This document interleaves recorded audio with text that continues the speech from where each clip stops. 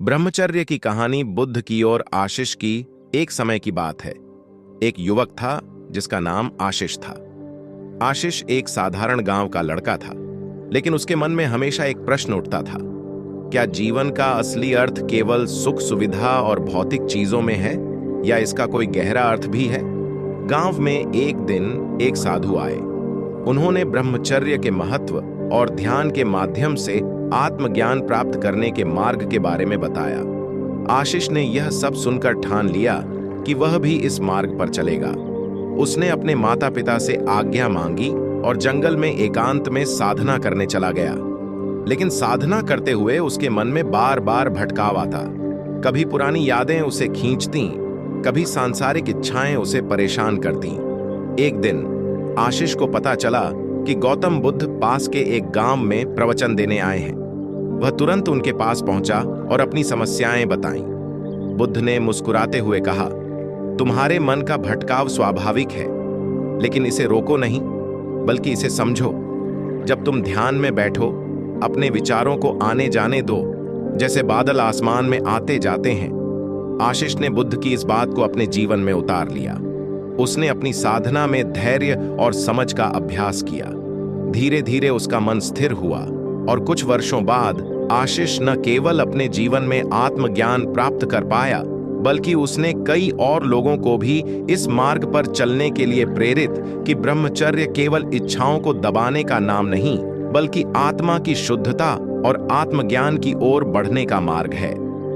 आशीष की साधना के बाद के वर्षों में उसका जीवन और भी प्रेरणादायक बन गया। जब उसने आत्मज्ञान प्राप्त कर लिया तो उसकी प्रसन्नता और शांति चारों ओर फैलने लगी। गांव-गांव में उसकी प्रसिद्धि फैल गई और लोग उसे सुनने और मार्गदर्शन लेने आने लगे। एक दिन एक धनी व्यापारी उसके पास आया। वह दुखी था, क्योंकि उसके पास सब कुछ होते हुए भी उसे शांति नहीं मिल रही थी। व्यापारी ने आशीष से पूछा, मैंने अपने जीवन में धन और सुख के लिए हर संभव प्रयास किया है, लेकिन फिर भी मेरा मन अशांत रहता है। कृपया मुझे बताइए, मुझे क्या करना चाहिए?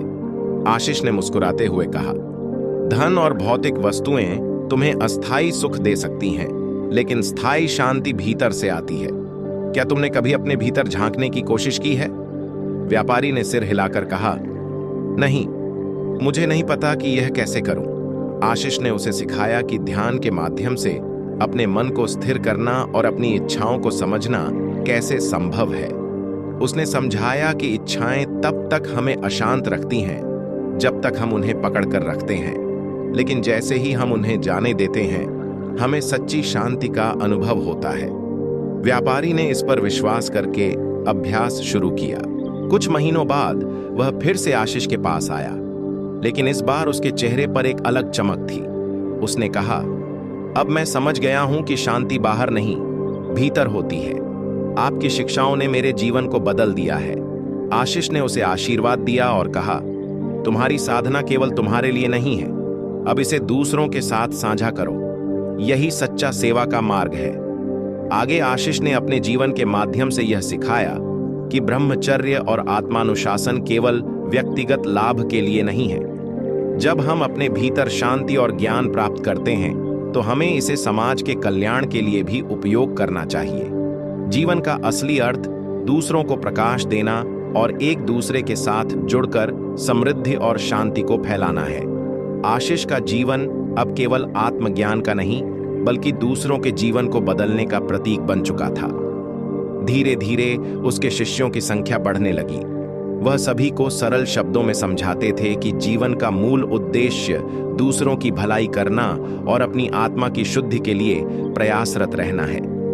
एक दिन एक युवक उसके पास आया। वह क्रोध और दुख से भरा हुआ था। उसने कहा, गुरुदेव, मेरा जीवन कष्टों से भरा हुआ है। लोग मेरे साथ बुरा व्यवहार करते हैं। मैं इनसे बदला लेना चाहता हूं। कृपया मुझे रास्ता दिखाएं। आशीष ने शांत स्वर में कहा, पुत्र, क्रोध आग की तरह है। यह सबसे पहले तुम्हें जलाएगा और फिर दूसरों को। अगर तुम अपने भीतर शांति चाहते हो तो क्षमा का अभ्यास करो। बदला लेने से तुम्हें क्षणिक संतोष मिल सकता है, लेकिन क्षमा तुम्हें स्थायी शांति देगा। युवक ने उत्तर दिया, लेकिन यह इतना आसान नहीं है। मुझे बार बार चोट पहुंचाई गई है। आशीष ने उसे पास बुलाया और कहा, आओ, मैं तुम्हें एक कहानी सुनाता हूं। एक समय एक साधु ने नदी के किनारे एक बिच्छू को पानी में डूबते देखा। उसने उसे बचाने की कोशिश की, लेकिन बिच्छू ने उसे डंक मार दिया। फिर भी साधु ने हार नहीं मानी। हर बार जब उसने बिच्छू को बचाने की कोशिश की, उसे डंक सहना पड़ा। किसी ने पूछा, तुम बार बार इसे क्यों बचाने की कोशिश कर रहे हो? साधु ने उत्तर दिया, बिच्छू का स्वभाव है डंक मारना और मेरा स्वभाव है मदद करना। मैं अपना स्वभाव क्यों बदलूं? युवक को गहराई से समझ आ गया कि अपने स्वभाव को दयालु और क्षमाशील बनाना ही सच्चा समाधान है। उसने आशीष के चरणों में प्रणाम किया और कहा, मैं आपकी बात समझ गया। अब मैं अपने जीवन में शांति और क्षमा का अभ्यास करूंगा। जीवन का अंतिम चरण। आशीष ने अपने शेष जीवन में कई लोगों को जीवन का सही अर्थ समझाया।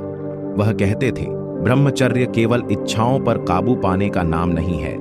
यह अपने विचारों, भावनाओं और कर्मों को इस तरह शुद्ध करना है कि वे दूसरों के जीवन में प्रकाश फैलाएं। आखिरकार जब उनका अंतिम समय आया तो उन्होंने अपने शिष्यों को बुलाया और कहा, जीवन एक यात्रा है। इसमें जो भी ज्ञान और अनुभव प्राप्त होता है उसे दूसरों के साथ साझा करो। यही जीवन का असली सार है। आशीष ने ध्यान में लीन होकर अपना शरीर छोड़ दिया। उनके शिष्य और अनुयायी उनके जीवन के संदेश को लेकर आगे बढ़े और इसे पूरी दुनिया में फैलाया। यह कहानी हमें सिखाती है कि ब्रह्मचर्य और आत्मज्ञान न केवल हमें जीवन की कठिनाइयों से ऊपर उठने में मदद करते हैं, बल्कि हमें दूसरों की सेवा और मार्गदर्शन करने योग्य भी बनाते हैं। जीवन का असली उद्देश्य अपनी आत्मा को शुद्ध करना और दूसरों के लिए प्रेरणा बनना है। बाकी अगर यह कहानी आपको अच्छी लगी हो तो इस वीडियो को लाइक करें और ऐसी और कहानियां सुनने के लिए मेरे YouTube चैनल को सब्सक्राइब जरूर करें। तब तक मिलते हैं हम आपसे एक और प्रेरणादायक कहानी के साथ। तब तक आप अपना ख्याल रखें। धन्यवाद।